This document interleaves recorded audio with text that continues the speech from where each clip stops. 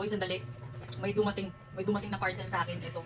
Galing siya ng Shisuo. Shisuo. O basta yun, galing siya dyan. Alam niyo po ano to? Microphone to na wireless. Ha?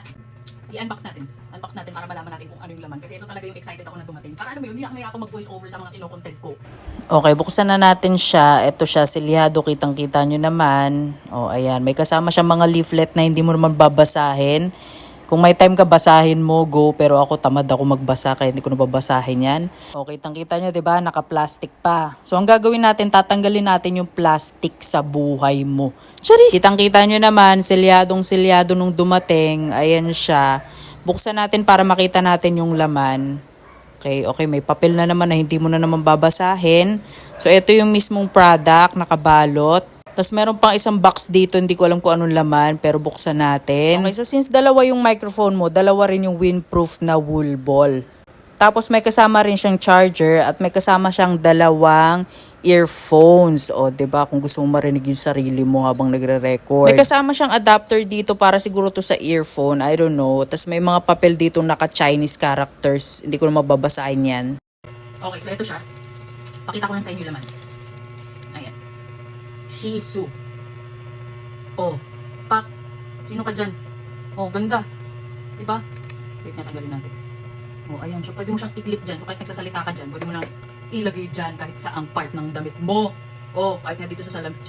Oh, ayan. Gusto mo yun?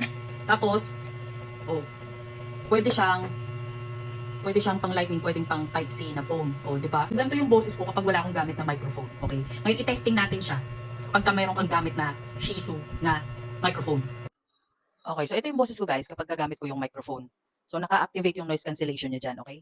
So, meron akong electric fan dito sa tabi ko na tumutunog. Hindi ko alam kung naririnig ninyo, pero ito siya. Okay, ganyan yung sound quality ng boses ko kapag gamit ko tong Shisuo microphone na naka-active yung kanyang noise cancellation. Sabi nila, malayo daw yung reach nitong microphone na to. So, tingnan natin kung kahit malayo, maririnig niyo pa rin ba ako? Kahit na lumabas ako dito, sa labas namin, kung maririnig niyo pa rin. Sige, lalabas ako dito. Ayan. Punta ako sa washing machine namin, magsasampay ako. Ayan. Naririnig niyo pa rin ba ako? Mga mi? So, ayan siya. Oh, naririnig niyo pa rin ba? Hindi ko alam kung naririnig niyo o ano, pero mukha akong tanga dito sa labas na nagsasalita. Ayan. Ayan siya. Andito ako sa labas ha. Andito ako, nagsasampay ako. Oh, hindi ko alam kung naririnig niyo o ano, pero ito yung sound quality ng Shisuo microphone kapag nandito ako sa labas ng aming bahay. So malayo na to, hindi ko alam kung naririnig niyo pa rin ba ako.